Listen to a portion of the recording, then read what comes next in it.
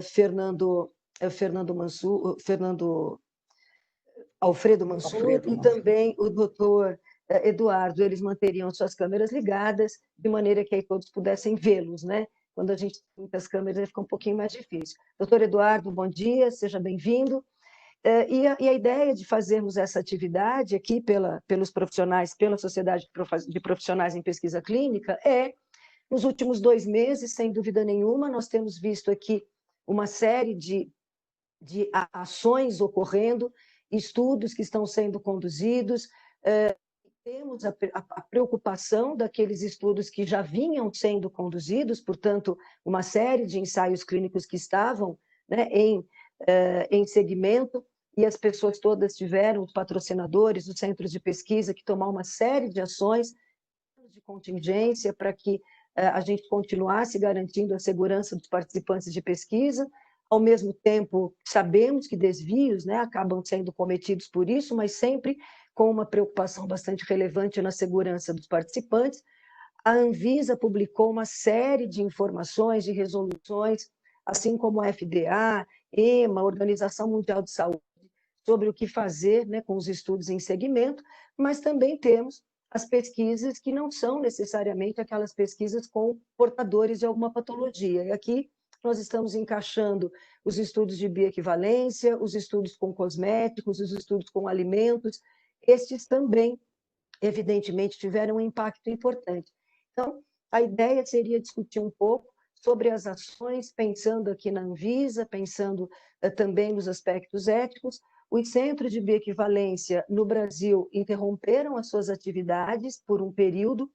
Fora do Brasil, nós tivemos contato com centros que estão localizados na Índia, no Canadá. Esses centros mantêm suas atividades paralisadas. No entanto, a ideia surge no sentido de até quando esses centros de bioequivalência vão se manter sem as suas operações, né?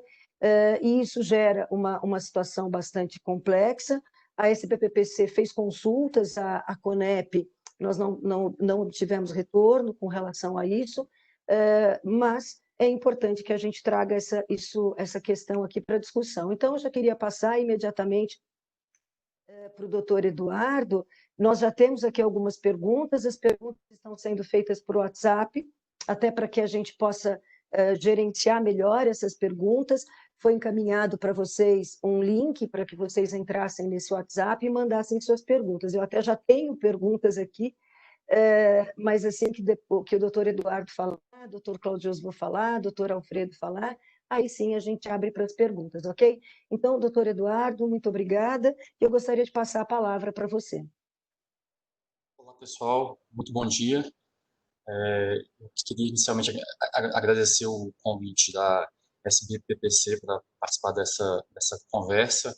É um tema assim, muito novo, né? A gente está no meio da pandemia, então nós mesmos aqui também temos tido um pouco de dificuldade de entender a situação e compreender as ações que a gente precisa de tomar em relação à pandemia e à segurança dos participantes de pesquisa. Eu queria inicialmente fazer uma breve introdução com relação aos estudos de bioequivalência, para que eles servem, qual o objetivo de se fazer um estudo, porque acho que nem todo mundo é familiar com a questão, com pesquisa clínica e com estudos de bioequivalência. Então, eu queria fazer um resumo bem breve, sabe, sobre a história da bioequivalência no Brasil, que ela basicamente se iniciou a partir da Lei de Genéricos, que é de 99. A partir desse momento, a gente introduziu no país uma ferramenta para comprovar de maneira indireta a segurança e eficácia de medicamentos, que até então eram objetos de registro sem uma avaliação em vivo. Não que a bioequivalência é uma ferramenta para avaliar todo e qualquer tipo de medicamento. Existem aqueles que são considerados bioisentos, soluções, medicamentos de uso tópico, mas existem aqueles em que só os dados in vitro, naquele momento, não eram suficientes para garantir, para suportar a eficácia e segurança. Então, assim surgiram junto com a Lei 9787 de 1999, surgiram alguns conceitos para a gente, são os conceitos de equivalência terapêutica, e que chegam junto com os conceitos que nós utilizamos aqui no dia a dia na Anvisa, que é o de equivalência farmacêutica e o de bioequivalência, sendo que a equivalência farmacêutica, para a gente estar ligado, está mais linkado com testes in vitro, e o de bioequivalência com testes in vivo. Então, a partir desse momento, de 1999, surgiu uma rede de centros de bioequivalência que tinha o intuito de de prover dados de segurança e eficácia de medicamentos, né? E assim, essa rede de centros de bio foi criada. Ela já foi maior do que é hoje, mas hoje a gente tem centros de bioequivalência em alguns estados do país, como São Paulo, Goiás e Minas Gerais. Em São Paulo, existem algumas cidades mais próximas ali à região de Campinas, a grande maioria delas, que tem alguns centros de bioequivalência que conduzem pelo menos a etapa clínica. E para complementar, a partir de 2003, foi também solicitado que os produtos que já estavam no mercado, mas que teriam sido registrados antes de 1999, que eles comprovassem, que eles fizessem uma adequação, que eles comprovassem também os dados de segurança e eficácia, por meio de estudos de bioequivalência quando fosse pertinente. E aí a gente pode dizer que hoje praticamente todo o mercado brasileiro de produtos que deveriam passar por essas provas de equivalência farmacêutica e bioequivalência, que eles já teriam demonstrado essas provas e, consequentemente, os produtos continuaram, foi permitido que os produtos continuassem no mercado. Então, salvo algumas pouquíssimas exceções, quando a gente compra na farmácia um produto sólido oral, por exemplo, a gente sabe que ele já comprovou segurança e eficácia. Ou seja, que o perfil farmacocinético que é obtido a partir da administração desse medicamento, cópia, genérico ou similar, ele não tem uma diferença estatisticamente significante com relação ao perfil farmacocinético obtido para o medicamento tido como referência, que teoricamente é aquele que passou por estudos clínicos mais complexos e, consequentemente, demonstrou a segurança e eficácia de maneira direta. Então, eu queria inicialmente fazer essa conversa para a gente se situar onde a gente está, para a gente discutir as questões envolvendo bioequivalência nesse momento de pandemia. Já a gente sabe que muitos centros eles estão conduzindo estudos, pelo menos estavam até antes da pandemia, existia um cronograma, uma organização deles para conduzir estudos ou para fins de registro de medicamento ou para fins de pós-registro e até mesmo para fins de registro de medicamentos inovadores, por exemplo, nova associação, nova concentração. Essas provas também são provas de bioequivalência são também apresentadas nesse tipo de situação. É um caminho, digamos, simplificado para a comprovação de segurança e eficácia, né? Não sei se o Cláudio Osvan também, que é o coordenador de pesquisa clínica, quer comentar algum assunto específico sobre pesquisa clínica.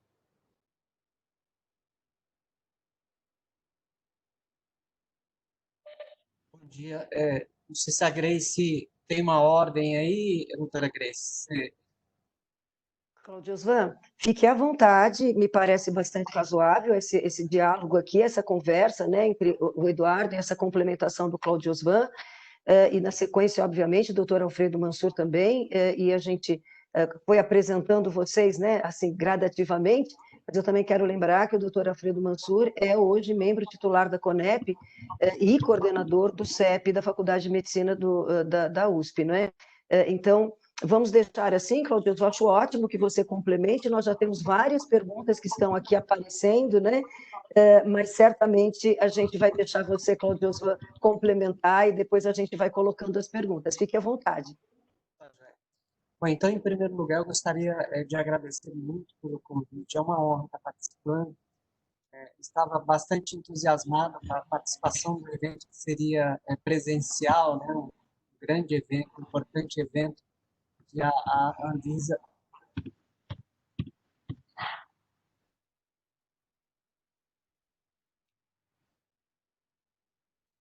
Cláudio Osvan, agora o seu microfone desligou. Agora você. Isso, agora está ok, pode falar. Ok.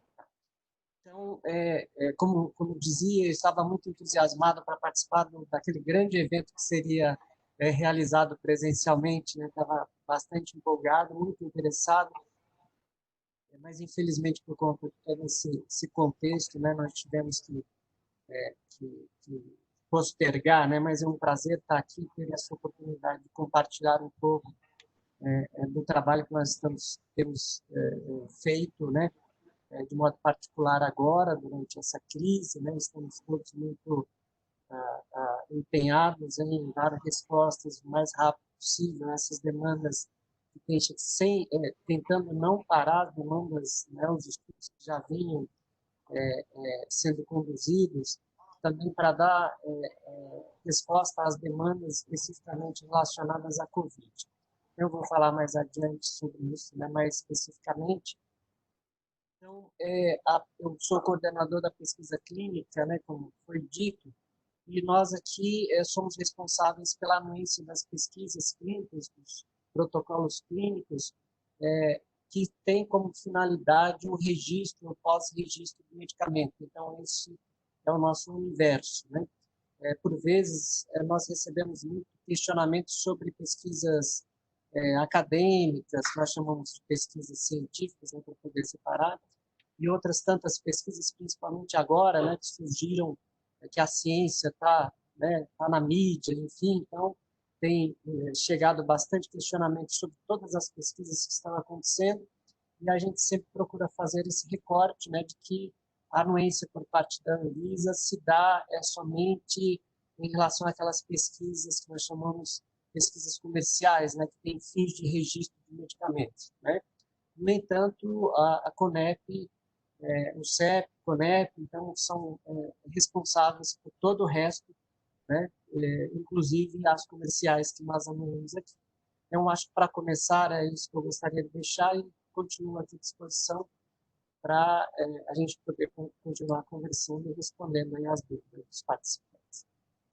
Obrigada, então, doutor Cláudio. Gostaria de passar a palavra, então, para o doutor Alfredo Mansur, a quem eu mais uma vez agradeço. Doutor Alfredo, nós sabemos que isso aconteceu de uma maneira muito de ontem para hoje, né? Então, realmente, eu quero agradecer muito a sua disponibilidade de estar aqui com a gente neste momento. Então, eu passo a palavra para o senhor e, na sequência, a minha sugestão é que eu já comece a fazer as perguntas, porque eu acho que com as perguntas as coisas vão podendo ficar aqui mais claras para as pessoas, tá bem?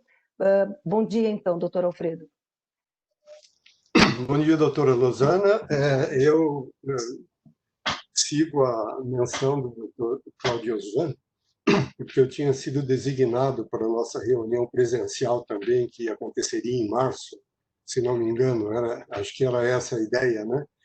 E foi cancelada porque irrompeu a epidemia com relação a isso. Então, acabou acontecendo, então, de forma que nós nos reencontramos hoje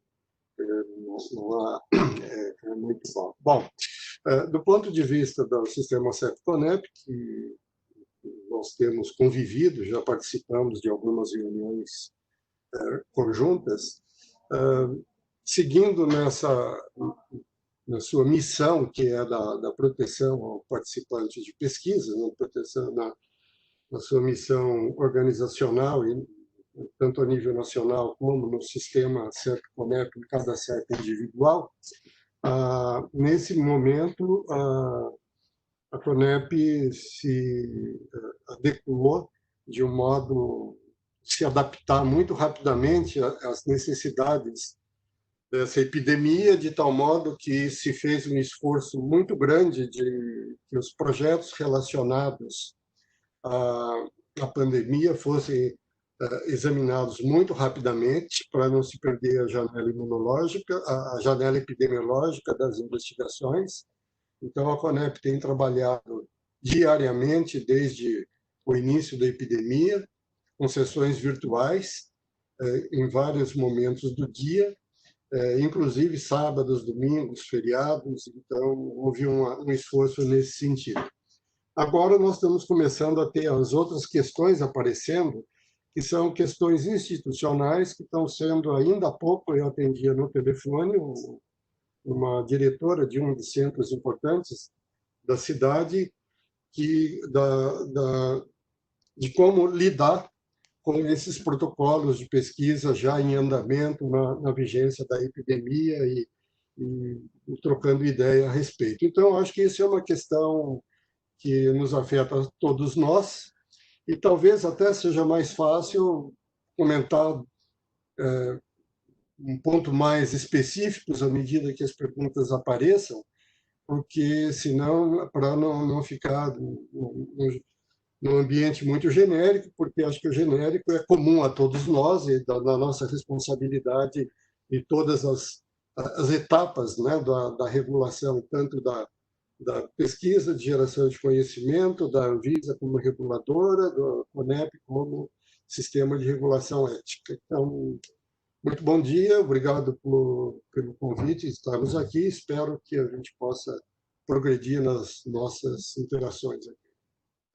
Muito obrigada, doutor Alfredo. Realmente, né, todos nós da SPPPC realmente ansiosos, é o primeiro ano, depois de 21 anos, que nós não conseguimos fazer o nosso encontro de profissionais em pesquisa clínica, né? Todos os anos esse encontro é realizado, a ideia agora é que ele consiga ser realizado um pouco mais no final do ano, mas, enfim, não tivemos a oportunidade realmente de ter vocês com a gente em março, mas estamos conversando agora, né? Nos adaptando a essas novas modernidades, aos novos tempos. Eu vou, então, começar aqui colocando algumas questões que estão aparecendo, que são muitas, e o senhor tem toda a razão, na medida que as perguntas aparecem, a gente pode evoluir. Eu tenho aqui uma pergunta do doutor Eduardo Habib, que coloca se a liberação para os centros de bioequivalência, elas deveriam ser uniformes, para que todos os centros pudessem, né, começar a fazer os seus estudos, para que não gerassem desigualdades. Qual seria a posição da Anvisa? Então, temos uma nota da Anvisa suspendendo os estudos com alguma orientação, porque e até eu vou colocar aqui uma outra pergunta que veio também, Eduardo, que eu acho que faz meio parte, né? No sentido de gostaria de entender o posicionamento da Anvisa e dos CEPs, e aí por isso que eu estou fazendo já as duas, né? Porque isso vai ter a ver com você, com Cláudio Svan, com o próprio doutor Alfredo, a posição dos CEPs e da CETEA com relação à participação de voluntários saudáveis em um momento de pandemia em estudos de bioequivalência. Se esse voluntário vier a ser contaminado no centro, ou levar o vírus ao centro e contaminar a equipe do serviço, como que isso vai ser manejado, né? Quer dizer, serão eventos adversos, de quem vai ser essa responsabilidade, enfim, como que a Anvisa está vendo isso e como que o sistema CEP-CONEP está vendo a questão de você fazer confinamento de pessoas saudáveis, não só como um risco para os participantes, mas também com risco para as equipes de pesquisa, sem deixar de considerar as questões relacionadas aí à concorrência de mercado, que evidentemente também é importante. Doutor Eduardo?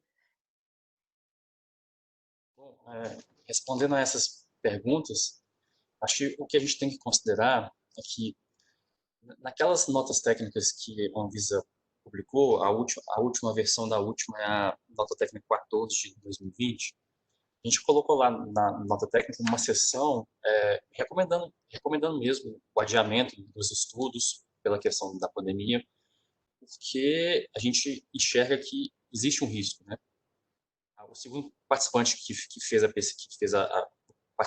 segunda pergunta e ilustrou um pouco, né? Tem um risco de contaminação do indivíduo, dos outros indivíduos participantes, para a equipe de pesquisa, e tem também uma contaminação que seria possível, né? Seria da equipe do corpo médico, né?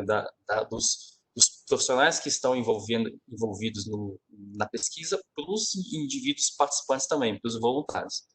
Então, existe o risco, em grande parte porque o indivíduo ele pode estar contaminado, mas ele está contaminado e transmitindo o vírus, e mesmo assim sendo assintomático.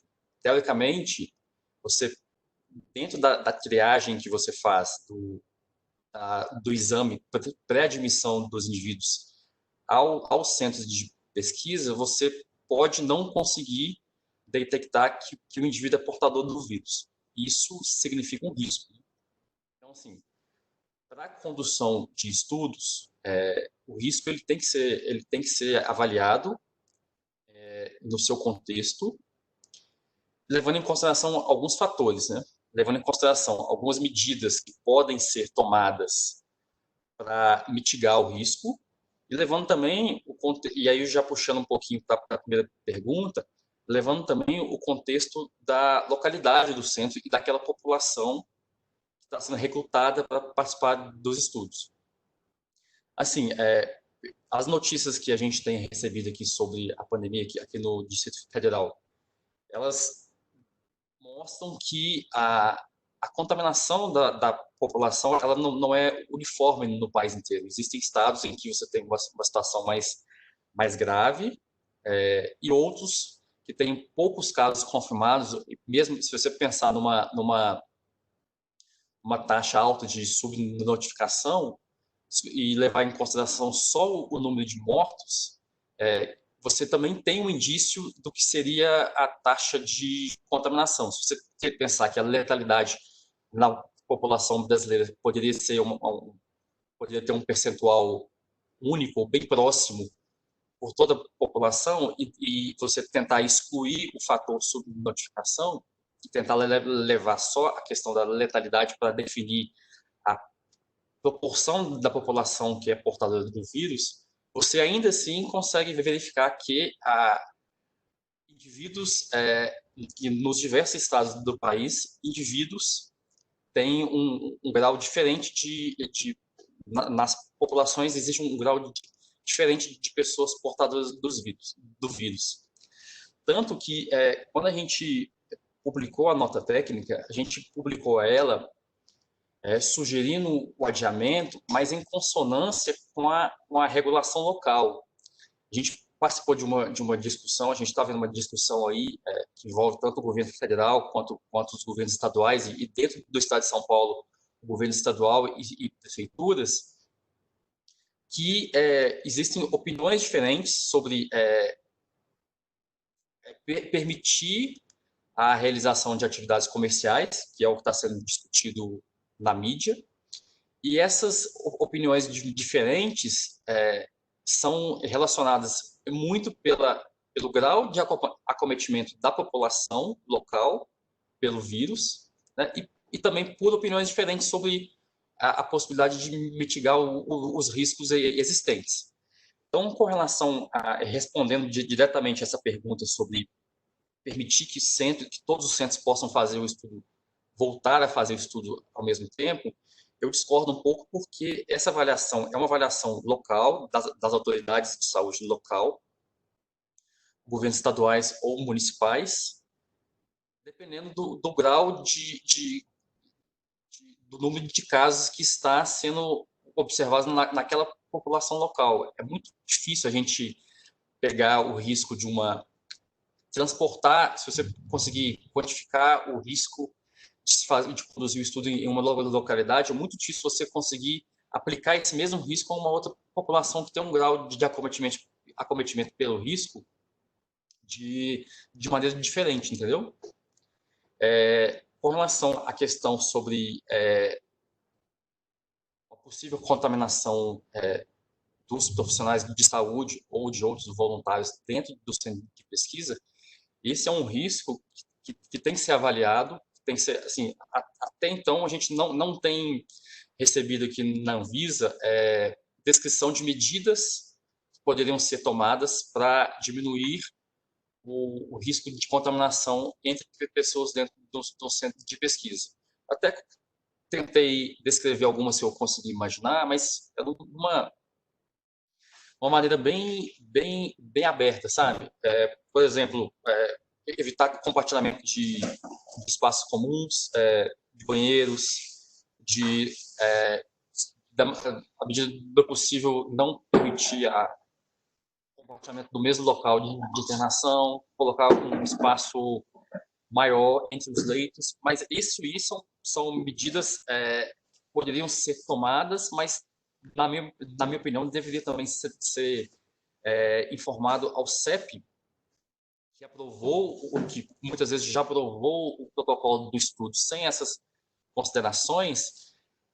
Talvez seria necessário, sim, fazer uma emenda ao protocolo, ressubmeter ao CEP para saber também a opinião do Comitê de Ética em relação à condução de estudos nesse período de pandemia, entendeu? Ok, doutor Eduardo, é claro que essa é uma questão bastante complexa. Eu queria, então, passar para o doutor Alfredo, pensando, né, exatamente no que você colocou, né, Eduardo, que, no final, a responsabilidade primeira acaba recaindo muito sobre os comitês de ética que vão avaliar essas características.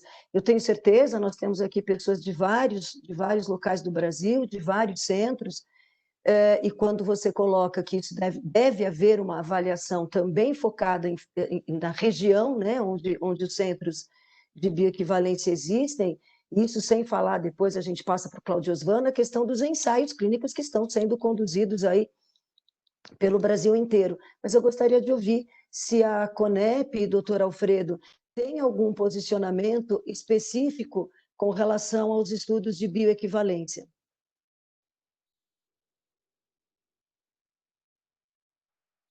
Nós estamos vivendo um momento absolutamente único, né, na história humana, né, um experimento sociológico único, né, que talvez não tenha antecedente na história humana. Então, como tal, é muito compreensível que nós sejamos muito cautelosos nas nossas posições. E as circunstâncias epidêmicas que nós vivemos, elas têm algumas características, duas delas são muito interessantes, né? Que tem uma característica interessante de volatilidade. As informações e os conceitos que nós temos estão, digamos assim, voláteis, na medida em que, em poucos meses, uma série de posturas ou atitudes ou processos tiveram que ser revistos e revistos muito rapidamente. O segundo ponto interessante é que nós dependemos de dados. Então, nós também dependemos da natureza dos dados que nós podemos ter e o grau de consistência que nós podemos entender esses dados. E isso também é algo que está em andamento. E o outro ponto é que, por conta dessas características, nós nos deparamos com muitas opiniões baseadas em fundamentos que são disponíveis naquele momento, mas que podem se modificar. Então, uma das questões de dados, por exemplo, é a submodificação. Então, tanto quanto vocês, na Sociedade de Pesquisadores Clínicos, como a Anvisa, como o Sistema CEP-CONEP, estamos imbuídos de uma responsabilidade comum, que é o bem comum. Nós estamos trabalhando pelo bem comum da sociedade. E cada um dentro da sua atribuição, estamos trabalhando no mesmo sentido. Do ponto de vista do sistema CEP-CONEP, cuja missão é a regulação ética, e não a regulação operacional, e não a regulação de fundamentação, ela pode ver isso posteriormente do ponto de vista ético. Então, nós temos vários atores no processo. Não é? Nós temos as demandas e os fundamentos dessas demandas, nós temos os pesquisadores responsáveis, nós temos as instituições, que são os centros de pesquisa, e depois nós temos as avaliações da CONEP e depois a avaliação da Anvisa, e dependendo da circunstância, atuam em sequência ou atuam em situações paralelas. Então, é evidente que não se pode ter uma visão abrangente para uma situação tão dinâmica, tão nova e tão cheia de perplexidades que nós estamos vivendo. Talvez um dos grandes reguladores para qualquer um de nós seja a regulação da prudência, não é? Mas vejo que, de repente, nós podemos estar lidando com alguma medicação cujo destino é o tratamento do Covid-19. Ou nós podemos lidar com outras situações em que não são ligadas a essa demanda específica. Então, isto tem a ver com a natureza da fundamentação, a natureza dos métodos, a natureza dos processos.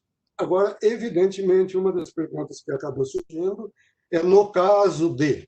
Então, no caso de, nós estamos expostos ao Código Civil Brasileiro. Algo que pode acontecer relacionado a isso, todos estão expostos a serem mobilizados. Não precisa ser o Comitê de Ética, não precisa ser a Anvisa, isso é uma responsabilidade civil nossa e está lidando nessa circunstância. Então, isso acho que é parte da limitação de se lidar com isso. Talvez, se existe uma postura que pudesse ser sistêmica ou mais genérica, seria a da prudência, mesmo em situações aparentemente protegidas. Obrigada, doutor Alfredo. Então, realmente é uma situação complexa, doutor Alfredo, doutor Eduardo, doutor Claudio Osvan, todos nós sabemos disso, mas nós estamos lidando, quando o senhor coloca, né, a situação mais razoável é a prudência. Então, neste sentido, fica, né, para os responsáveis por estes centros, quer sejam centros de bioequivalência, quer sejam centros que conduzem ensaios clínicos, mas nós vemos aqui como uma diferença muito importante nós falarmos da condução de ensaios clínicos com indivíduos portadores de uma patologia que já estavam em segmento nos estudos, para os quais podem ser criados planos de contingência, você pode encaminhar produtos investigacionais até a casa desses indivíduos, e quando nós falamos de estudos de bioequivalência, que são estudos com desenhos completamente diferentes, com formas de condução completamente diferentes. Quando o doutor Eduardo coloca que, de repente, planos de contingência deveriam ser apresentados, né, para a agência, e várias ações poderiam ser tomadas, e que o ideal seria que as pessoas não utilizassem os mesmos banheiros, não utilizassem os mesmos espaços. Isso torna-se, doutor Eduardo, praticamente impraticável quando a gente pensa em centros de bioequivalência. Por mais que você tente afastar os leitos, por mais que... Mas, né, o senhor, tanto quanto todos os aqui presentes, conhecem os centros de bioequivalência e a forma como esses estudos são conduzidos. Então, no final, o que fica é os centros de bioequivalência, obviamente, querendo iniciar suas atividades por questões, né, que são muito claras, né, as pessoas precisam voltar às suas atividades, ao mesmo tempo em que os centros precisam voltar às suas atividades. Como você bem colocou, as regiões apresentam situações diferentes, o que gera um problema de competitividade extremamente difícil, porque, de repente, a gente, então, volta com alguns centros de bioequivalência, porque naquela região do país talvez você tenha uma menor incidência, né, de portadores aí do SARS-CoV-2, mas isso acaba prejudicando outros centros de bioequivalência. E é nesse sentido que muitas perguntas chegaram, né, assim, como que a Anvisa poderia, né, auxiliar nesse sentido, quer dizer, todos podem retornar, ninguém pode retornar. E aí o doutor Alfredo diz, olha, a prudência é a melhor, é a melhor situação, ou seja, os comitês de ética, o doutor Alfredo tem toda a razão, todos nós profissionais de pesquisa, aliás, todos nós profissionais de saúde, todos nós profissionais que temos de ética e temos um CR alguma coisa, sabemos que podemos ser processados por qualquer situação, né, que a gente acabe respondendo por elas, mas é um momento difícil mesmo para os serviços. Eu tenho aqui uma pergunta, por exemplo, para você também, Eduardo, que fala o seguinte: estudos de bioequivalência que estão sendo realizados no exterior e que foram impactados pelo lockdown durante o washout da etapa clínica, e que há alternativas para dentro agora de protocolo. Seria preciso anuência prévia para esse tipo de situação? Ou seja, nós temos empresas que estão conduzindo estudos fora do Brasil, e que fora do Brasil os centros foram fechados, né? Então, como que você veria isso agora, Eduardo, com esses centros nesse período? A informação que chegou até a gente aqui na Anvisa, por exemplo, dos estudos que chegam, que são conduzidos fora do Brasil e que chegam aqui à Anvisa, a grande maioria deles é conduzido na Índia. A gente tem a informação de que, por alguns patrocinadores que já contrataram centros de pesquisa de lá, e que lá também eles não estão conduzindo estudos. Na nota, para esses estudos que estão em andamento, a gente pautou eles também na nota técnica que a gente publicou, que seria a condução do segundo período do estudo, ou períodos que deveriam acontecer, daquelas pesquisas já iniciadas. A gente sugeriu também, por meio da nota técnica, que esses estudos fossem, que esses períodos subsequentes fossem adiados até que houvesse uma segurança em fazer a admissão desses voluntários de pesquisa no centro novamente. E que qualquer impacto na condução, nessa mudança do desenho do estudo, como, por exemplo, alongar mais o período de washout para fazer a internação num outro período, que qualquer impacto fosse avaliado pelo próprio centro condutor do estudo e que fosse descrito nos relatórios finais que chegariam para a gente. Nós não temos a informação de que outros centros de pesquisa, pelo menos localizados na Índia, estão conduzindo estudos nesse momento. Não é essa informação que chegou para a gente agora. Mas pode ser que isso tenha acontecido, sim. Sim, eu espero que, para esses estudos que estão sendo conduzidos nesses períodos adicionais do estudo, espero que o centro, por ter boas práticas em bioequivalência, que ele tenha tomado todas as medidas possíveis para mitigar a possível contaminação entre os indivíduos da pesquisa e também em relação ao corpo técnico do centro para os indivíduos e vice-versa. É isso. A gente continua recebendo aqui informações de pessoas que atuam, né, nessa área, que concordam, né, que a prudência de fato é o melhor caminho. Eu queria fazer uma pergunta para o doutor Alfredo. Doutor Alfredo, nesse momento, especificamente com relação aos centros de bioequivalência, especificamente aos comitês de ética que hoje avaliam estudos de bioequivalência, a CONEP fez algum contato com estes CEPs especificamente, tentando, né, conversar com estes CEPs e discutir diretamente com estes comitês de ética? Porque, afinal de contas, doutor Alfredo, entenda que, para os comitês de ética, o Brasil não tem tantos centros de bioequivalência assim, não é? Então, especificamente para os centros que hoje realizam estudos de bioequivalência, a CONEP tomou alguma medida no sentido de contactar estes centros, promover alguma reunião e fazer uma discussão com estes comitês de ética, juntamente com estes centros de bioequivalência, doutor Alfredo? Não é do meu conhecimento que isso tenha sido feito pela CONEP nesse momento. É interessante lembrar que a CONEP, mais frequentemente, ela é mobilizada a partir de demandas, né? Numa situação assim, ela poderia ser mobilizada do que tomar a iniciativa de fazer a regulação. Algo que talvez a gente pudesse exercitar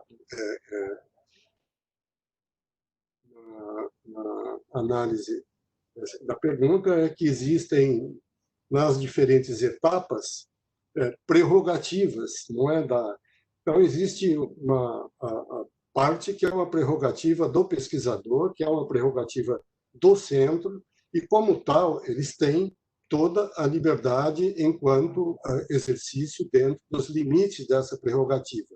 E a CONEP, então, tem a sua atuação também dentro dos seus limites, de tal forma que até eu me indago se a CONEP teria que ter atividade proativa nesse sentido, né? Eu acho que poderia ser uma demanda dos centros de bioequivalência para o sistema, mas eu não sei se teria que ser uma iniciativa da CONEP nesse sentido. Imagine que veja só uma possibilidade, todos os centros de bioequivalência resolveram interromper atividades no começo da epidemia.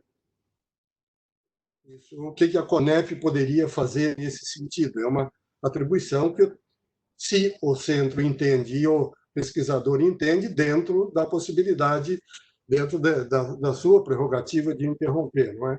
Então, talvez, se houver algo mais específico, a gente posso procurar entender melhor. Mas entendo que existe um nível diferente de atribuição, de prerrogativas, de limites de pertinência, que são um pouco separados assim com relação a isso. Então, não tenho, nesse momento, uma orientação específica da CONEP para centros de bioequivalência.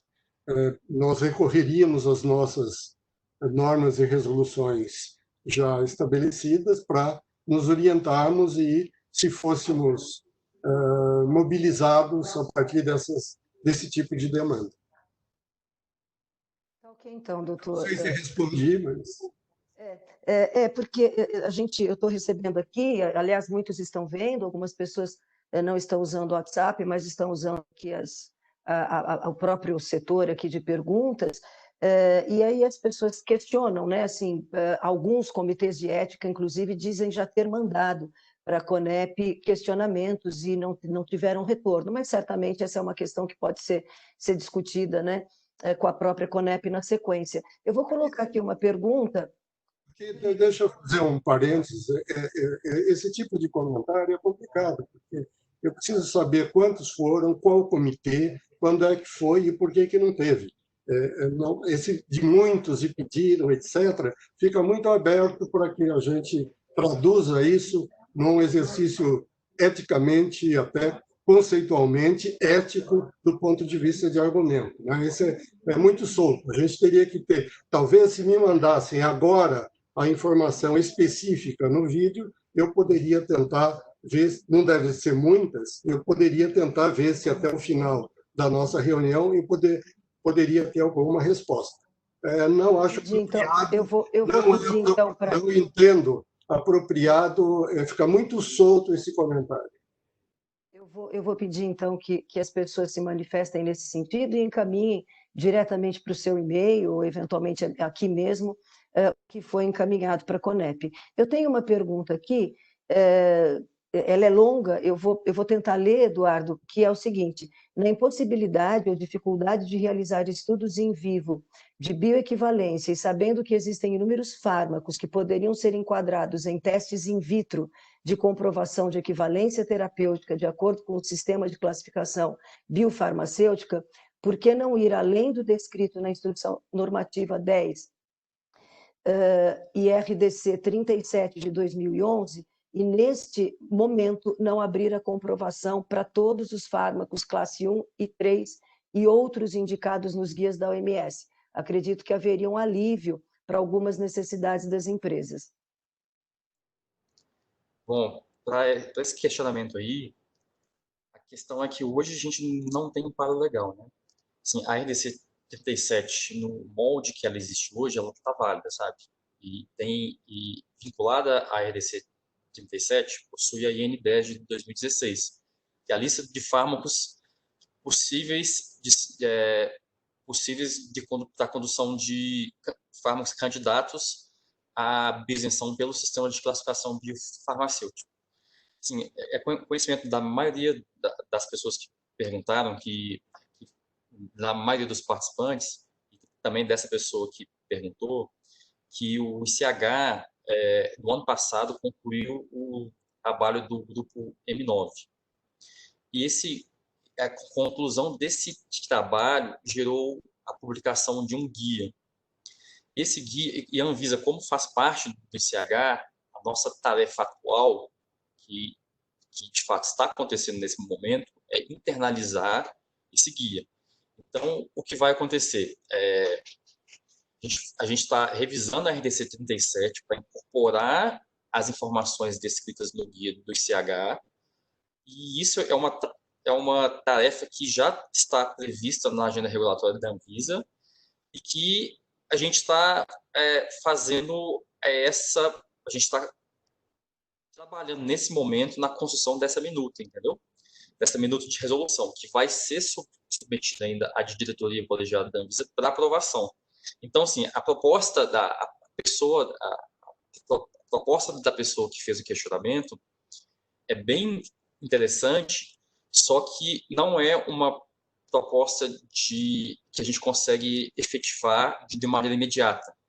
Existe um rito legal que a gente tem que passar, né, e que a gente já tá se preparando internamente para apresentar uma proposta de minuto de revisão da RDC 37.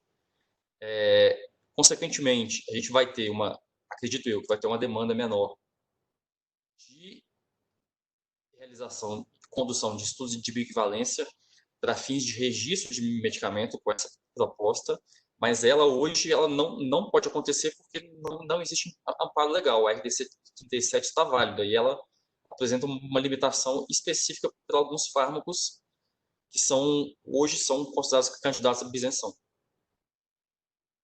Ok, tem mais uma questão, doutor Cláudio Osvan, agora eu queria passar um pouquinho para você, com relação aos ensaios clínicos, né, que a Anvisa publicou uma série de notas, né, mas especificamente com relação aos ensaios, a ideia é que muito provavelmente a gente tenha muitos desvios nos projetos que atualmente estão sendo conduzidos.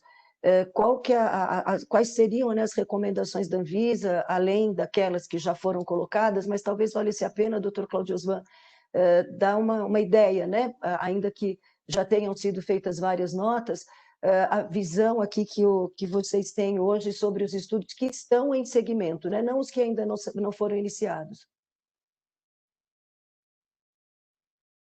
Bom, vou seguir um pouco a linha do Dr. Alfredo Mansur muito bem falou, né, da precaução, devido a essa heterogeneidade, essas diferenças imensas. Então, a gente acaba caindo no caso a caso, né, porque são múltiplas as possibilidades aí. O que a Anvisa fez, na verdade, foi antevendo alguns questionamentos especificamente sobre aquilo que nós manejamos aqui, né, nas emendas, emenda de protocolo principalmente, nos relatórios. Então, nós antecipamos algumas informações, mas são informações gerais, né? E uma delas diz justamente, eu não sei se é familiar para todos, a última nota técnica, que é a nota técnica número 14, que nós publicamos em conjunto, inclusive, com a bioequivalência, né, com a área de produtos para a saúde, né? Então, o eixo dessa nota técnica é segurança do participante de pesquisa, manutenção da integridade dos dados da pesquisa, né? E ela, então, ela faz menção a uma série de medidas, né? Aliás, faz menção a uma série de possibilidades, né? Em face da pandemia. E uma delas é justamente esta, acerca do desvio, né? Então, a nota está descrita na nota técnica que os desvios de protocolo que serão realizados exclusivamente por conta, em face, em consequência para adaptação ao cenário de pandemia, primeiro que essas emendas não precisam ser submetidas para avaliação e anuência da Anvisa. Eu acho isso muito importante, né, do ponto de vista de celeridade, né, porque se a empresa, se todos os patrocinadores forem protocolizados essas emendas, obviamente, nós vamos precisar de um tempo para aprová-las, que não é o caso, nós estamos falando de ensaios clínicos que estão sendo conduzidos. O que nós pedimos é que essas violações, não, esses desvios do protocolo, que constem no relatório final do estudo, com as devidas justificativas, com as devidas as razões, né, o racional para que a gente possa avaliar. E, obviamente, é preciso colocar lá, né, no entendimento do pesquisador, dos investigadores, junto com a instância ética, o quanto que os desvios afetaram, de que maneira, em que magnitude, de que medida, né, que esses desvios possam ter afetado a integridade dos dados ou algo do tipo. Obrigada, Cláudio. Realmente é difícil mesmo, né? Todo mundo quer muita resposta, mas é difícil ter respostas no momento em que a gente só tem, né, tem coisas que estão acontecendo no dia a dia, né? E as coisas vão ocorrendo o tempo todo. Mas eu tenho aqui mais uma colocação que haverá possibilidade das empresas darem continuidade aos seus processos de registro e aditarem posteriormente o estudo de bioequivalência, ou seja, a análise técnica seria feita inicialmente e o registro, ou renovação, seria condicionada à entrega do estudo. Entendo também que esta seria uma outra forma de dar prosseguimento ao fluxo de trabalho das empresas.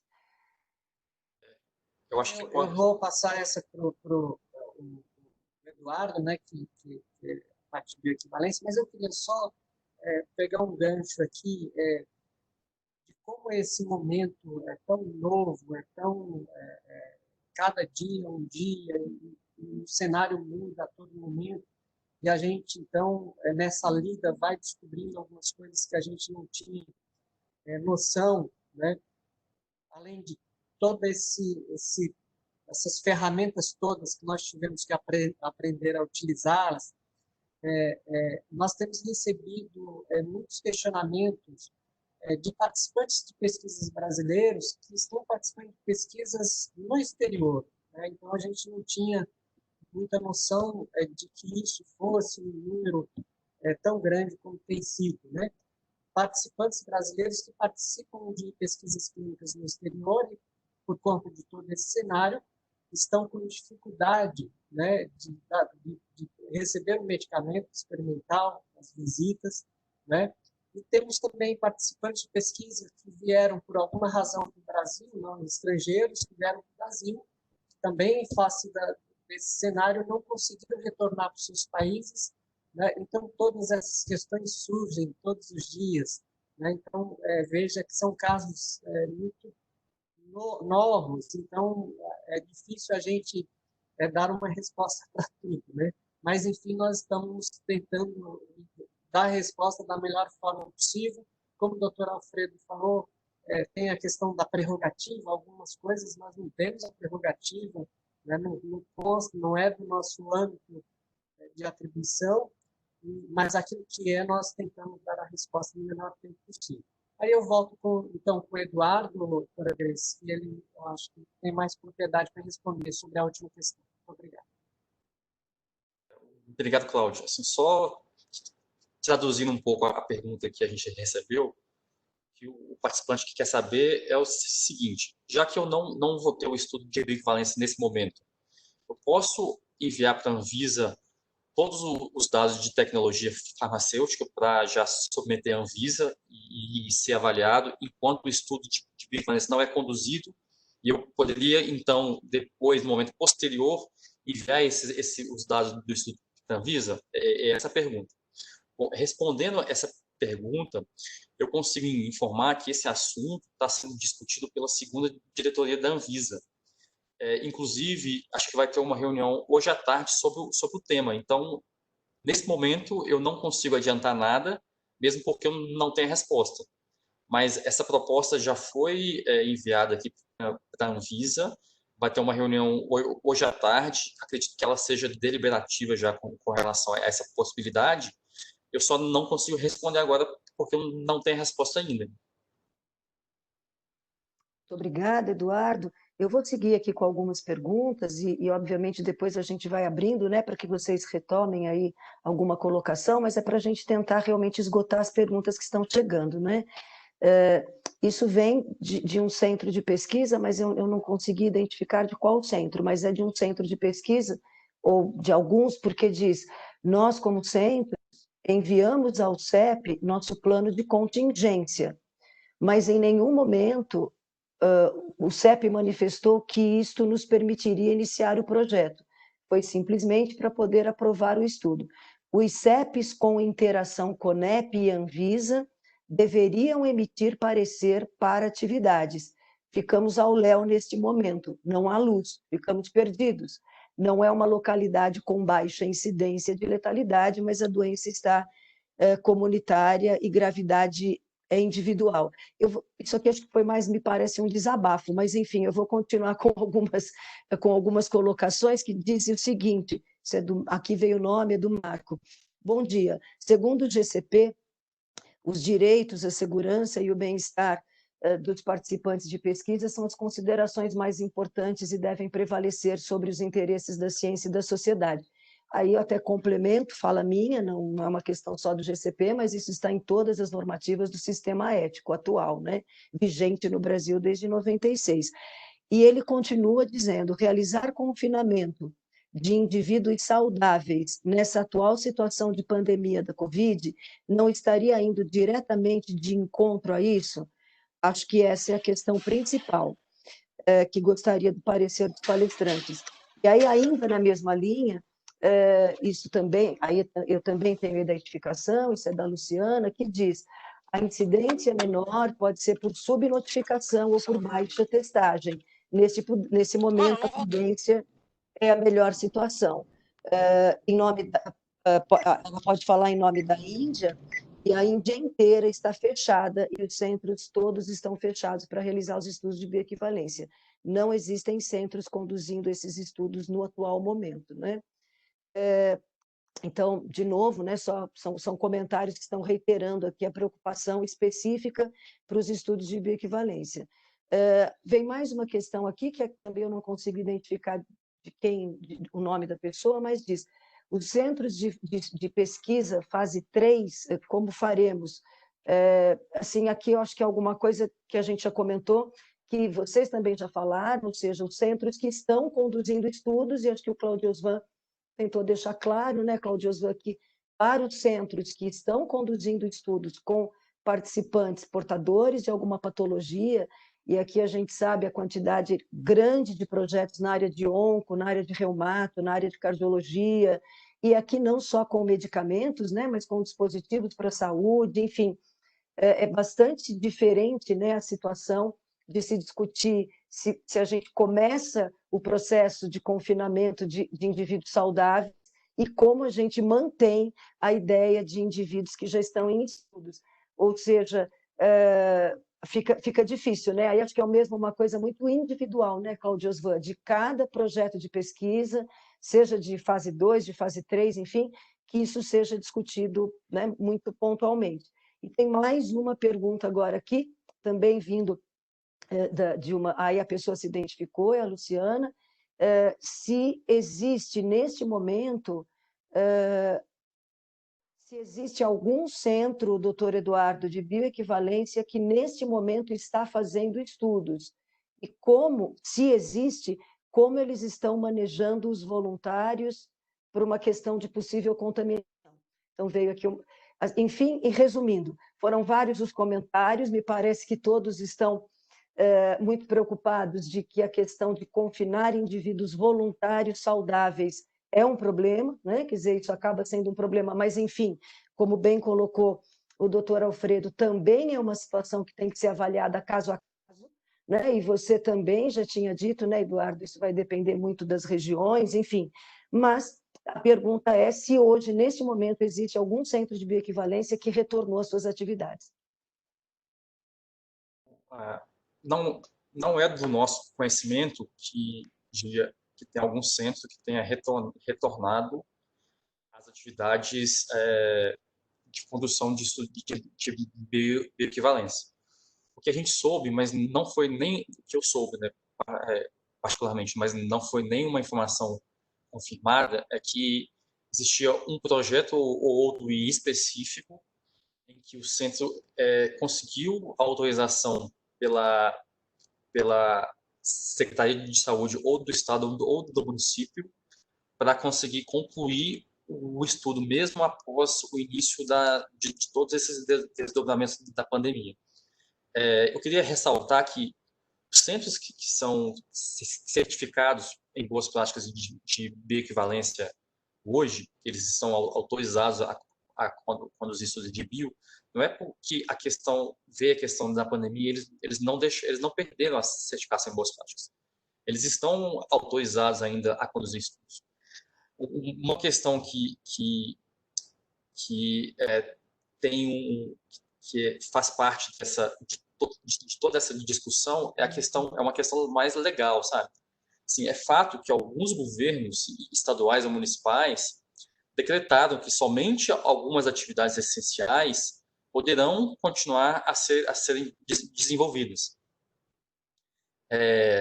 Consequentemente, quando algum governo local, aconselhado pelo sistema de vigilância sanitária local, seja o estado do município, ele toma essa decisão, o governo local fala que, olha, eu só aceito, só pode, nesse momento específico, que as atividades comerciais de tal e tal estabelecimento sejam mantidas. Normalmente é supermercado, farmácia, e todas as outras não podem ser.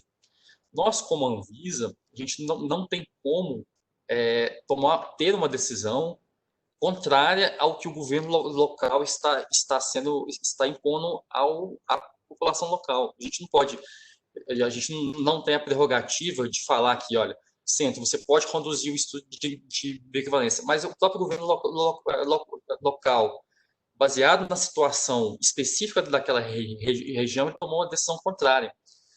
Nós não temos como publicar um documento ou falar falar que os centros podem conduzir estudos, sendo que o próprio governo local tomou atitude contrária em relação da situação daquela localidade. Então, para aqueles centros de pesquisa que gostariam de manter as atividades, que têm algum plano de contingência, que tenha um racional e seja, digamos, ter um alto grau de efetividade, seria muito importante aqueles centros entrarem em contato com a autoridade sanitária local, da localidade, descrever esses planos e, a partir desses planos, pedir autorização para continuar as atividades. Compreenderam? Nós não temos como publicar um assunto, publicar um documento que seja contrário à decisão da autoridade local desse assunto, baseado no fato de que o sistema de vigilância sanitária é um sistema descentralizado. Existe nós aqui da Anvisa que lidamos com certificação de centro e tal, mas existem também no estado e no município as vigilâncias sanitárias locais, que são responsáveis, entre outras coisas, fornecer as autorizações locais para o funcionamento dessas empresas. Compreenderam? Sim, eu acho que cada vez mais, né, Eduardo, são coisas que vão ficando cada vez mais complicadas para os serviços de pesquisa, né? Porque cada vez mais a ideia é assim, bom, a Anvisa, evidente, ela não vai se posicionar no sentido pode ou não, pelo contrário, são todos centros habilitados que têm, obviamente, condição de conduzir esses estudos, apresentam seus responsáveis legais e esses responsáveis legais, juntamente com seus pesquisadores e juntamente com a aprovação dos seus comitês, podem sim conduzir esses projetos, mas, de novo, fica uma questão que é a preocupação de fazer com que exista segurança desses indivíduos, e não só dos indivíduos, mas dos colaboradores. Aqui eu tenho mais uma pergunta, que agora também veio identificada pela Mayra, que fica localizada em Bragança.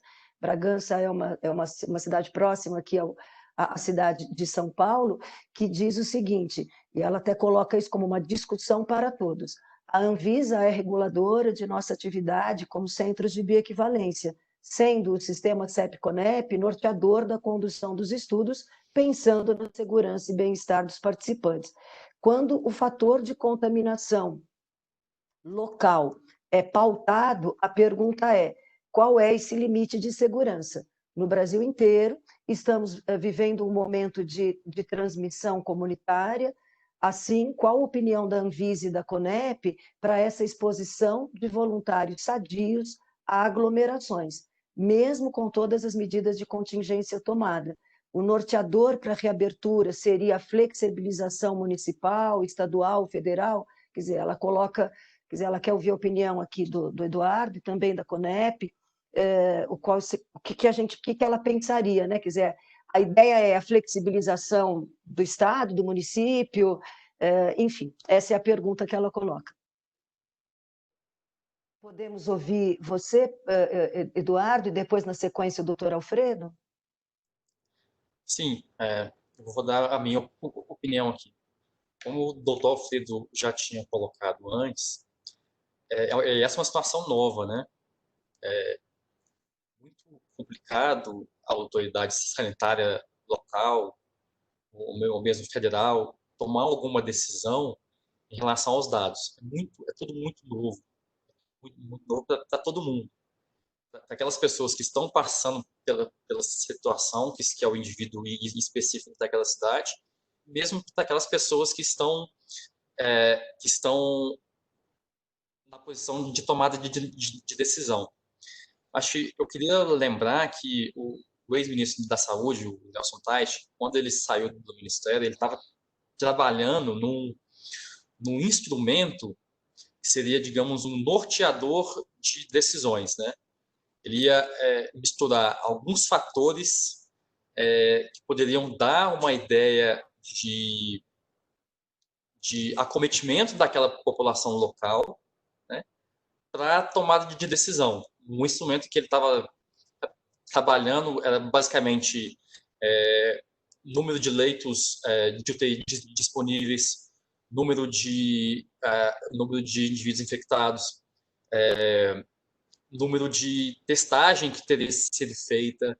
Então, assim, esse instrumento eu acho que seria um norteador muito importante para a tomada de decisão, e que a gente ainda não tem, ele não existe, né? Ele ficou na discussão junto do Ministério da Saúde, mas o documento não foi publicado. Então, assim, a gente hoje não tem um norte muito bem definido, sabe? Eu acho que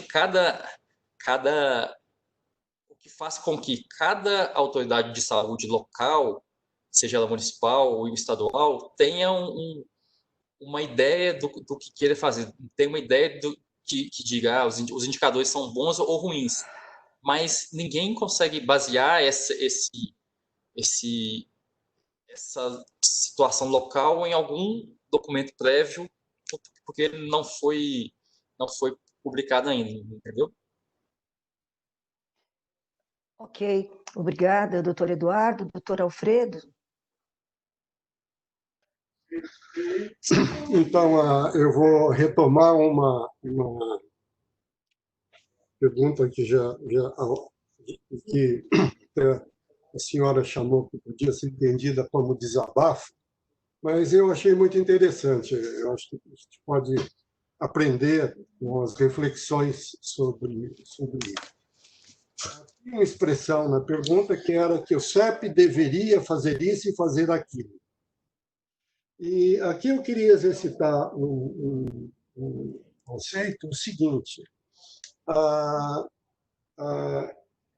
Temos trabalhado tanto na CONEP como no Comitê de Ética, no qual nós participamos, com uma preocupação grande com os limites da nossa competência, com os limites da nossa atribuição, os limites que nós temos como obrigação teleológica do sistema a acenar. E uma coisa que acontece muito curiosa é o seguinte: o Comitê de Ética Institucional, por até orientação da própria CONEP, se transformou num dos setores de mais fácil acesso e mais fácil diálogo. E muito rápido. Então, por exemplo, em algumas instâncias, o acesso é mais demorado e menos rápido no que do Comitê de Ética. Isso é saudável, isso é muito bom, isso faz parte da orientação do sistema CEP-CONEP e é muito bom.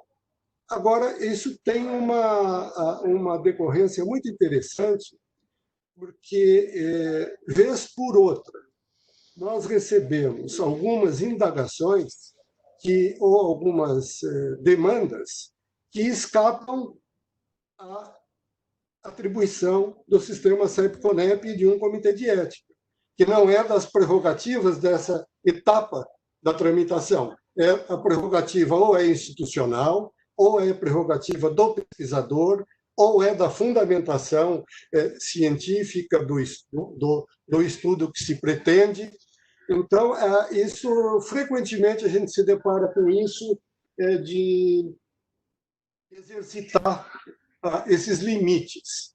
E agora esses limites, em algumas vezes, eles podem ter uma natureza tal que até fica complicado para o Comitê de Ética, ou para o CONEP, dizer que isto não é da sua área de atribuição, porque fica algo que escapa à norma, dizer que aquilo não é. Então, às vezes, os comitês de ética podem se sentir um pouco embaraçados em dar respostas para questões que lhes escapam. Isso é uma possibilidade. Um outro ponto conceitual que nós temos defendido já de algum tempo e que eu entendo muito importantes é que o sistema de regulação ética, ele, ao tempo em que faz a regulação ética, ele está dando um enorme amparo para o pesquisador e para o centro de pesquisa onde a pesquisa está sendo feita. Então, por que é importante para mim isto? É porque não é o CEP que faz decisões operacionais para o centro de pesquisa. O CEP é um ambiente de respaldo ético, desde que as normas do sistema CEP-CONEP e das nossas resoluções sejam atendidas. Então, quando nós confrontamos ou temos uma demanda operacional do Comitê de Ética, eu acho que pode haver uma certa dificuldade no entendimento, ou, por exemplo, que o Comitê de Ética libere alguma coisa nesse sentido operacional. Outra situação que nós vivemos, o Eduardo já passou por ela várias vezes, Cláudio Osvan passou por ele várias vezes, é que nós vivemos hoje uma situação para a qual existem muitas coisas sem resposta. E o fato de nós termos um sistema com um certo grau de organização não garante que todas as situações sem resposta possam ter resposta.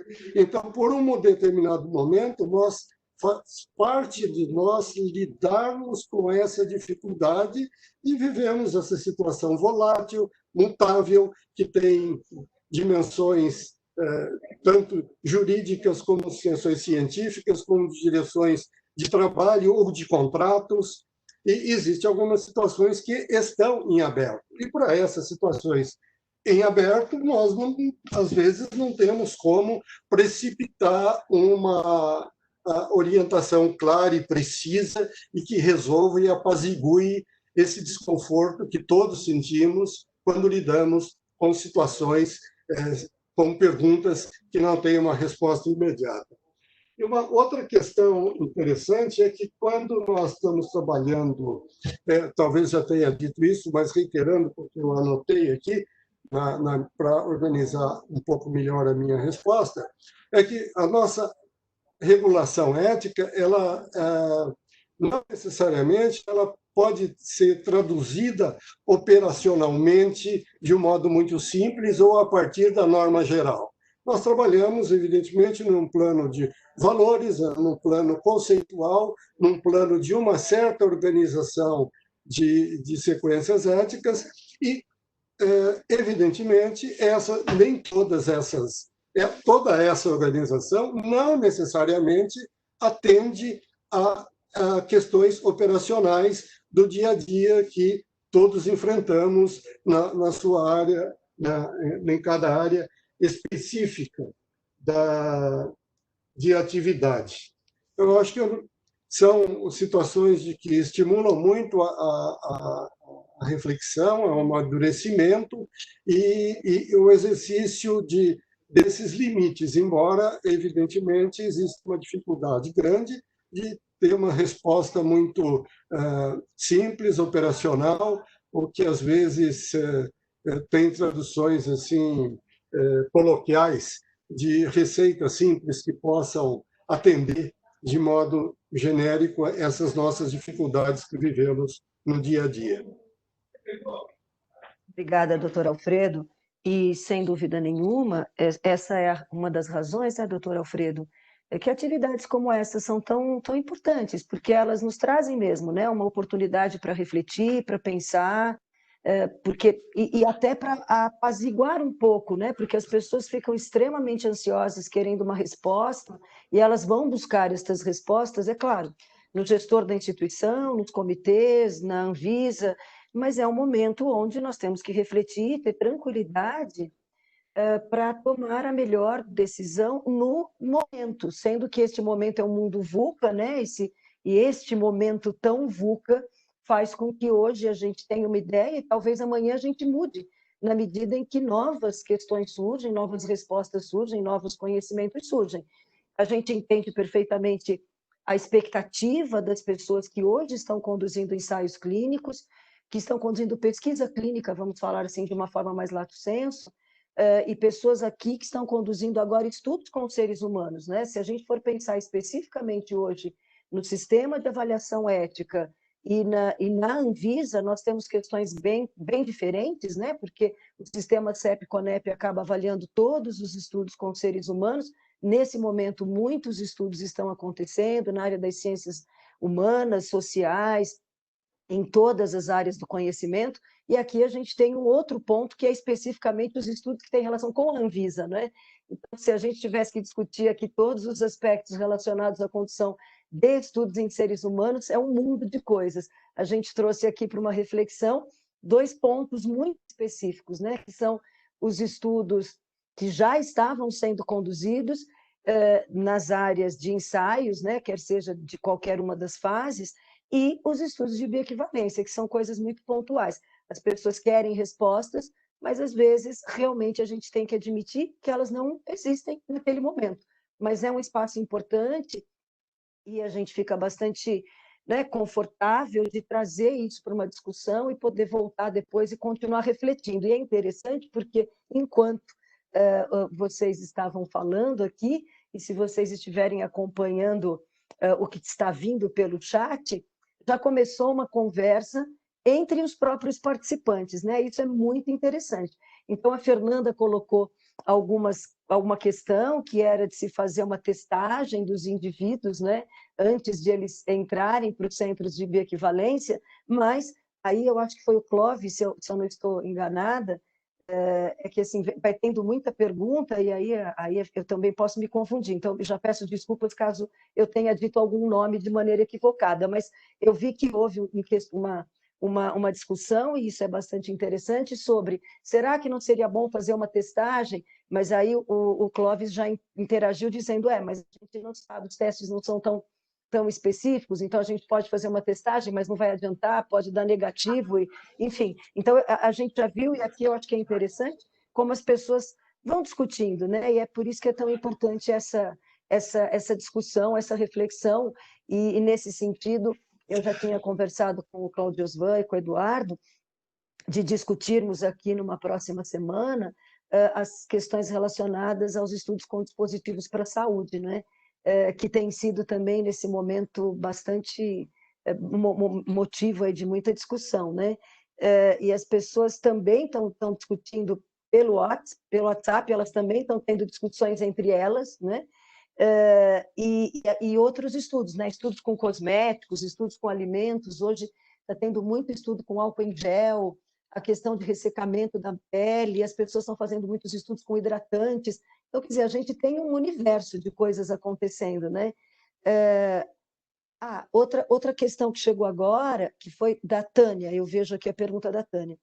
Seguros de vida não estão cobrindo Covid-19.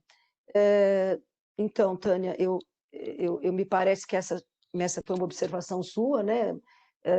Mas é um outro universo. Quando a gente pensa em conduzir ensaios clínicos, não é uma obrigatoriedade no Brasil a questão de você ter seguros, mas é uma obrigação você garantir que você vai assistir aos participantes de pesquisa em caso de alguma intercorrência, se com apólice de seguro ou não, isso não importa, mas a Tânia aqui traz a informação de que os seguros de vida não estão cobrindo Covid-19.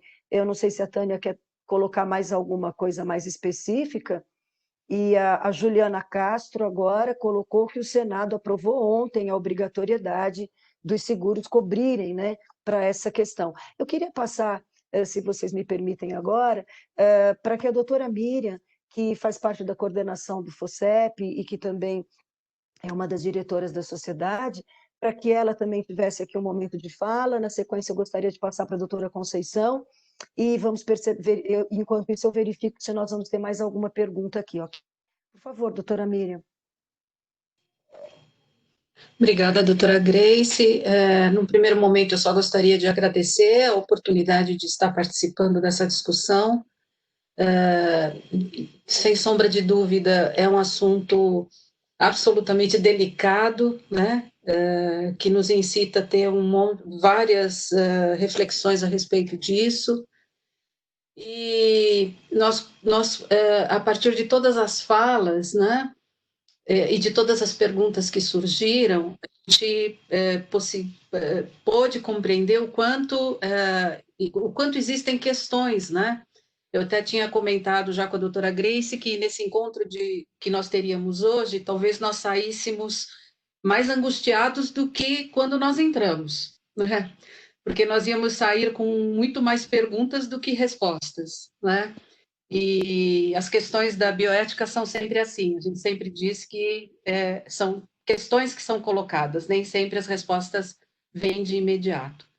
Mas eu fico muito feliz que essa discussão esteja acontecendo, fico muito feliz que o Dr. Alfredo Mansur esteja aqui colaborando com essa discussão, e gostaria de dizer que, como uma pessoa que há muito tempo tem atuado na linha de frente de comitê de ética, eu compartilho da angústia que os membros dos comitês de ética têm sentido neste momento, principalmente aqueles que acabam tendo a responsabilidade de avaliar estudos de bioequivalência, porque, como todos sabem, o comitê ele se torna responsável, né, corresponsável, quando ele emite esse parecer de aprovação, né, para que o estudo seja conduzido.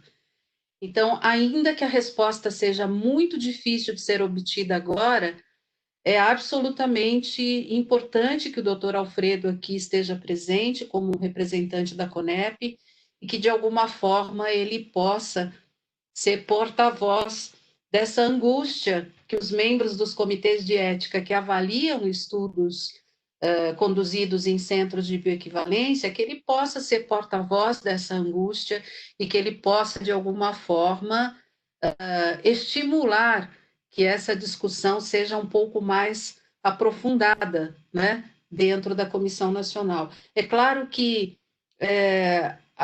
os comitês de ética, eles têm autonomia para decidir, né, e emitir o seu parecer, no caso desses estudos, mas nós fazemos parte de um sistema e nós gostaríamos de estar atuando estritamente em acordo com aquilo que emana da comissão.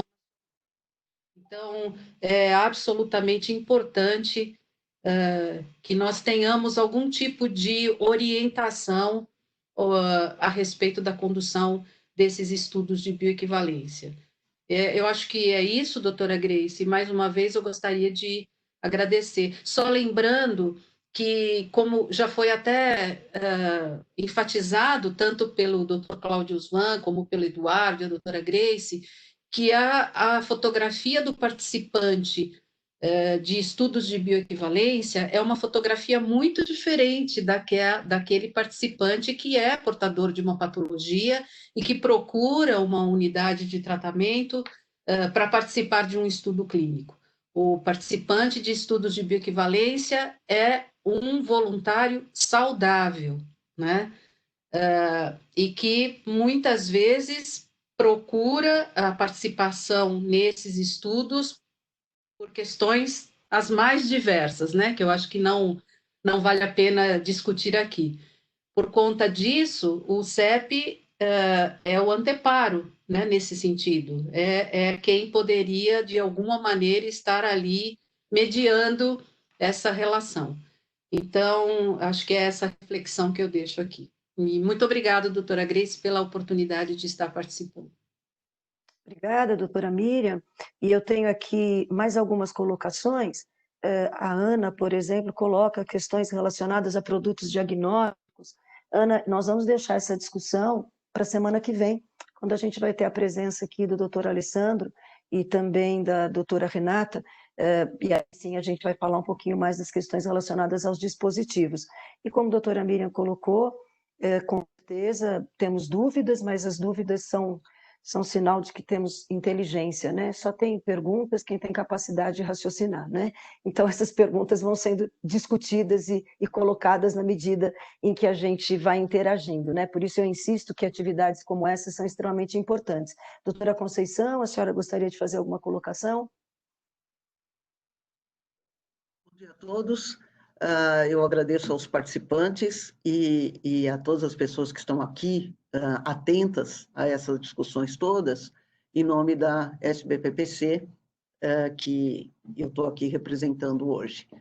A SBPC tem essa missão de levar conhecimento aos associados e, principalmente, levar conhecimento e oportunidade de debate às pessoas, à comunidade em geral, às pessoas leigas também, né?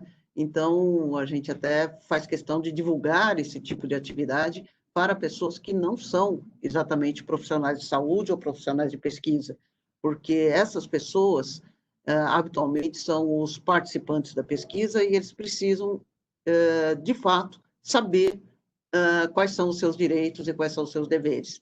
E essa é uma das funções da SBPPC, é realmente informar a comunidade como um todo.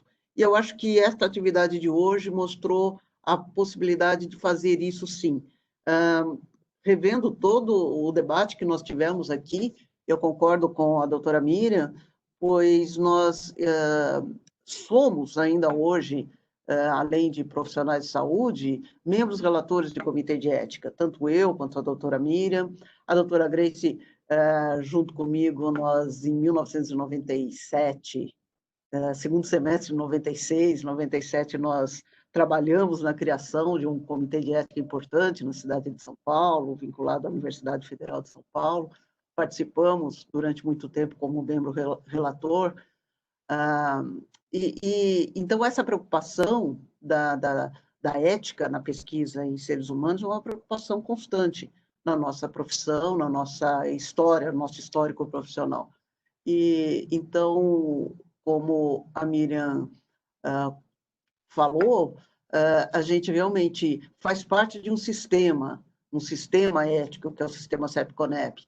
Os comitês de ética não estão e não podem estar sozinhos dentro desse sistema. Por isso, a nossa ansiedade de ter um apoio da CONEP nas questões, mesmo que sejam questões pequenas, no nosso ver não tão pequenas, neste caso, né, dos estudos de bioequivalência, dos estudos clínicos em geral, mas nós precisamos, sim, do apoio da CONEP. É muito importante dentro de um sistema de avaliação ética como foi instalado no Brasil. E em relação aos estudos, agora não só de bioequivalência, mas também os estudos que envolvem ensaios clínicos, eu acho que essa questão foi bastante bem trabalhada entre os centros de pesquisa e os patrocinadores, quando há patrocinadores. Eu acho que foi muito bem trabalhada durante esse episódio pandêmico, no sentido de continuar oferecendo um produto de pesquisa que foi iniciado em participantes e com a expectativa de uma boa resposta, e muitas vezes, na maioria das vezes, isso realmente acontece. Então, a possibilidade de continuar oferecendo esses produtos de uma forma um pouco menos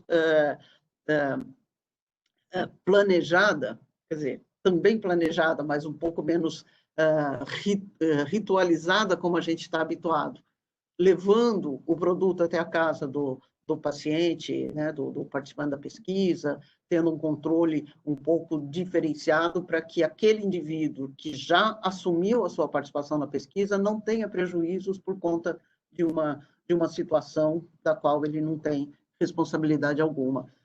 Diferente da bioequivalência, quando a gente está incluindo pessoas saudáveis, essas pessoas ainda não têm nenhuma participação e eu vou chamá-las para, no fundo, colocá-las em risco. Então, isso, para o Comitê de Ética, é uma decisão extremamente difícil você tomar, mesmo quando esse centro de bioequivalência se coloca como nós somos uma instituição de saúde. Então, nós somos uma atividade de trabalho essencial. Não tem nenhum problema legal nós funcionarmos. Então, eu gostaria de funcionar e queria o apoio desse comitê de ética. Essa é uma situação bastante difícil, daí, então, a importância da CONEP nos apoiar. Mas, enfim, eu acho que essa discussão de hoje foi muito boa, muito interessante, mostrou a dificuldade que nós, seres humanos, temos de enfrentar com tranquilidade, sem ter qualquer dúvida, uma situação inusitada como essa. Nós sempre teremos dúvidas, sempre teremos perguntas e sempre teremos pessoas a nos ajudar a chegar a uma conclusão, mesmo que não definitiva. Obrigada pela participação de todos, obrigada, Grace, e eu volto para você dar continuidade. Obrigada, doutora Conceição. Eu até vou fazer um pedido agora para todo mundo, se eu deixei de colocar alguma das perguntas aqui, porque às vezes a gente pode se perder, né? Então eu peço desculpas, mas às vezes a gente se perde, mas o Marco, ele está insistindo aqui que ele quer ouvir de cada uma das pessoas a opinião sobre realizar confinamentos de indivíduos saudáveis nessa atual situação de curva ascendente de casos de óbitos diante dessa pandemia. Especificamente no estado de São Paulo, não estaria indo diretamente de encontro às fala específica de que a gente teria que garantir segurança dos participantes de pesquisa, né? Então, eu vou colocar aqui, tá, Marco, mais uma vez, a sua pergunta, no sentido de que ele gostaria aqui de ouvir, né, do Cláudio Osvan, do Dr. Alfredo, do Eduardo, especificamente qual seria a opinião de cada um de vocês sobre seria este o momento razoável ou adequado, seria, né, como que vocês veem a entrada e o confinamento de pessoas, segundo o Marco, né, pessoas saudáveis, nessa atual situação em que a gente continua tendo números elevados de óbitos, e ele está falando especificamente do estado de São Paulo. Cláudio Osvan?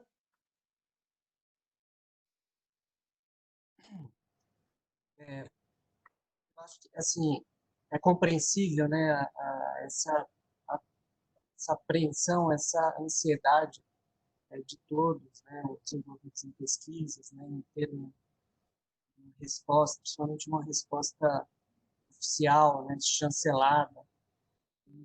Mas é muito complicado, né, nesse pouco tempo que a gente discutiu, já foi suficiente para a gente perceber o quão diverso, quão heterogêneo, quão complicado é. E nós chegamos na agência todos os dias muito ansiosos e saímos mais ansiosos ainda, né? Porque saímos sempre com muito mais perguntas do que respostas, né? Então, é muito complicado. Então, às vezes, nós recebemos, do ponto de vista de ensaios clínicos, muitos patrocinadores, né, por iniciativa própria, principalmente por decisões tomadas pelos seus pares internacionais, pelas matrizes, decidiram interromper os estudos, vários estudos, né, a partir de uma avaliação que eles próprios fizeram, e eu acho que é correto, é isso mesmo, né? Então, eles cancelaram, interromperam vários estudos de acordo com os critérios que eles utilizaram, né? Nós recebemos frequentemente essas perguntas também.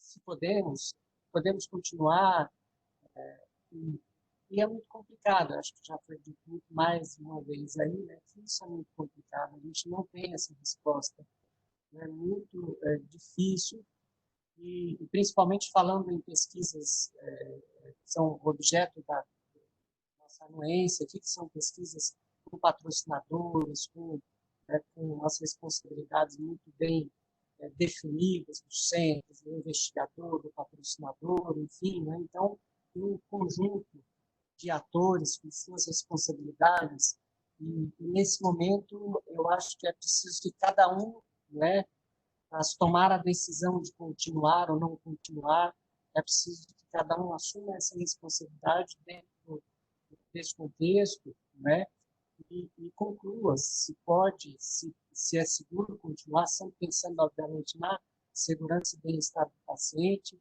e repito sempre, né, com a anuência, com a opinião da instância ética, né? Porque se fosse para responder simplesmente essa pergunta, né, de se é razoável, a gente diria, não, se é a favor de continuar do confinamento nessa situação, obviamente a gente responderia não, somos. Né? Mas alguém pode levantar a mão e falar, não, mas e se? Então aí nós vamos entrando em caso a caso, né?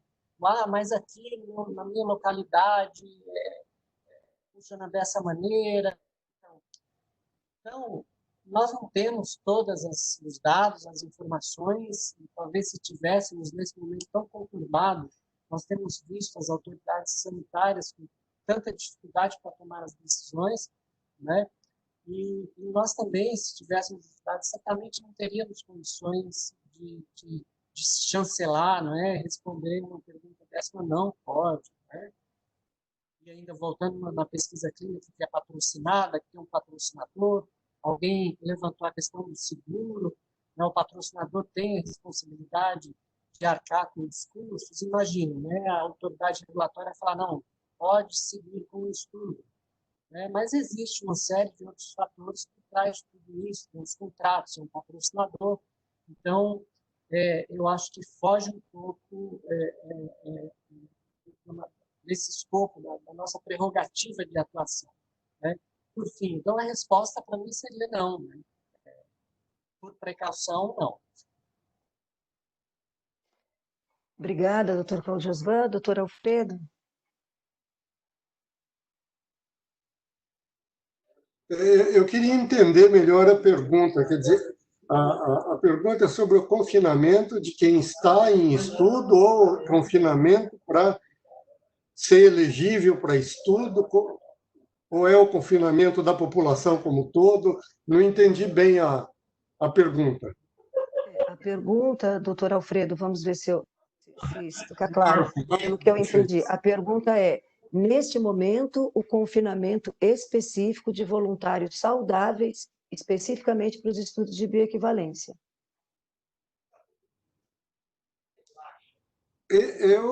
Marco, eu acho que isso foge um pouco à prerrogativa do Comitê de Ética ou da Anvisa. Isso é uma orientação de saúde pública e que não entendo que nós deveríamos nos revestir de alguma especificidade para garantir isso do ponto de vista de norma ou de regulação. Eu acho que é melhor não ter uma resposta para isso, uma resposta operacional. Eu acho que isso é em aberto. Posso até dar a minha opinião pessoal, mas não reflete, acho que é um tipo da situação de que nós não deveríamos nos amparar em algo fora da nossa área de atribuição e pertinência. Poderia opinar como cidadão, mas como membro de CONEP, eu acho que isto é algo que nos escapa como recomendação, e senão ficaríamos, digamos, desvalorizando a nossa responsabilidade regulatória. Obrigada. Que a minha opinião é pessoal. Claro, doutor Cláudio Osvan. Deixei claro que a agência, a instituição não tem essa resposta. Claro, não, eu entendi perfeitamente. A sua colocação, para mim, ficou absolutamente clara e realmente, com relação à colocação do doutor Alfredo, eu acho que depois a gente pode até evoluir, doutor Alfredo, se o senhor me permitir, até a gente evoluir assim. Eu gostaria até de conversar depois com o senhor, se me for possível, a gente fazer um contato. Gostaria de continuar essa nossa conversa, mas depois, né? Se o senhor permitir que eu faça contato com o senhor, a gente poderia continuar aqui discutindo algumas coisas. Mas agora eu gostaria de passar a pergunta para o doutor Eduardo. Bom, também dando a minha opinião pessoal, assim, os dados que chegam para a gente aqui no Distrito Federal sobre o estado de São Paulo são, de fato, preocupantes, né? A partir do momento que você vai confinar alguns indivíduos, sendo que você não consegue mitigar totalmente o risco de transmissão, seja por falhas de teste de diagnóstico, seja porque eles vão conseguir detectar o indivíduo que já está numa fase aguda ou numa fase pós-infecção, possivelmente. Então, eu acho muito complicado essa localidade especificamente, devido à situação local, você permitir você recrutar indivíduos e submetê-los a algum risco específico. Talvez se um projeto o estudo de bioequivalência tivesse uma importância muito grande, se ele fosse muito relevante para fins de saúde pública, talvez você conseguiria justificar isso. Mas se a justificativa for somente não atrasar o projeto de uma empresa específica, aí eu acho muito complicado mesmo. Essa é a minha opinião. Muito obrigada, doutor Cláudio Osvan. Doutor Eduardo, acho que ficou muito claro, né? E realmente vale sempre lembrar que, sem dúvida nenhuma, todos os estudos de bioequivalência, eles passam, sim, pela avaliação, né? Todos nós sabemos, pela avaliação das instâncias éticas, e certamente esses comitês de ética sempre serão questionados a dar aí os seus pareceres, mas que eu tenho certeza que, com tudo que foi discutido aqui hoje, os comitês que estão hoje envolvidos com a análise desses projetos têm bastante material para reflexão mesmo, né? Eduardo, Cláudio Osvan, doutor Alfredo, doutora Miriam, doutora Conceição, que o que fica mesmo é uma questão de você avaliar o que está acontecendo no mundo, o que está acontecendo no Brasil, como os casos estão evoluindo nas cidades, nos estados. Os comitês de ética sempre, né, sem dúvida nenhuma, têm que se preocupar com as questões éticas, isso não há nem o que se discutir, mas também entender que em uma série de situações, especificamente com relação aos ensaios clínicos, né, doutor Cláudio Osvan, nós precisamos de CE, que às vezes é alguma coisa que as pessoas talvez estejam esquecendo, né? Então, também falamos muito, eventualmente, dos aspectos éticos, sem dúvida, extremamente relevantes, é o primeiro passo aqui da nossa cadeia, mas em se tratando de estudos com uso de produtos de terapia celular avançada, uso de dispositivos para a saúde, o uso de medicamentos biológicos, as questões midiáticas às vezes nos tomam, né? E as pessoas com um pouco menos de conhecimento eventualmente entendem que também só uma aprovação institucional e só da instância ética seria suficiente para que os estudos fossem conduzidos e chegasse até a Anvisa para um posterior registro. No caso específico da bioequivalência, não é necessário que a gente peça a autorização para a condução dos estudos, mas em algum momento ele lá vai chegar, né? Para que vocês vejam esses relatórios. Então, se eles não chegaram até hoje, certamente vai chegar, não é, Eduardo? E você vai ter que avaliar em que condições esses estudos foram feitos, né? E quais foram as maneiras de aprovação desses projetos, enfim, isso acaba chegando para você de alguma maneira, né? Não tenho dúvida, o nosso papel como entidade de profissionais de pesquisa cada vez mais deixar claro que cada um dos profissionais de pesquisa tem as suas responsabilidades e devem assumir a responsabilidade por cada uma das suas decisões. Isso está nos códigos de ética de cada um dos profissionais que atuam no setor. Então, não podemos também querer transferir, quer seja para o sistema ético, quer seja para a Anvisa, todas as responsabilidades, ou seja, não adianta eu querer que o sistema CEP-CONEP ou que a Anvisa me digam o que fazer e que fugir da responsabilidade de cada profissional. Por mais que o sistema de avaliação ética, por mais que a Anvisa diga e tente nos nortear, nós também temos que nos balizar pelos nossos códigos de ética, pelos nossos códigos de conduta, né? Então, cada qual aqui, e é o que a sociedade sempre discute, né? Todo mundo tem que trabalhar aqui por uma questão de códigos de profissão mesmo. Mas, obviamente, nós temos um ambiente regulado, o sistema CEP-CONEP, que existe há 24 anos, tem dezenas de resoluções, a Anvisa, obviamente, para a gente, é a nossa autoridade regulatória que vai, sim, nos nortear. A sociedade entende a preocupação hoje dos gestores de centros de bioequivalência. Então, nós temos também, não vamos aqui ser hipócritas e não levar em consideração que existe uma preocupação dos centros de bioequivalência com relação à manutenção dos seus serviços, isso existe de uma forma geral. Então, as ONGs que aqui estão presentes, nós estamos aqui hoje nessa nossa conversa, existem associações de pacientes, esse é um dos nossos papéis. Então, lembrar, né, da responsabilidade de cada um de nós. Eu só tenho aqui a agradecer a presença de todos vocês, a presença do doutor Alfredo, a presença do Cláudio Osvan e do Eduardo. Durante os últimos 21 anos, desde que a SBPPC existe, nós sempre contamos com a Anvisa de maneira... Sempre que pedimos para vocês, vocês estão presentes, o mesmo aconteceu com a CONEP em diversas vezes, então eu só tenho a agradecer, deixar esse espaço aqui aberto.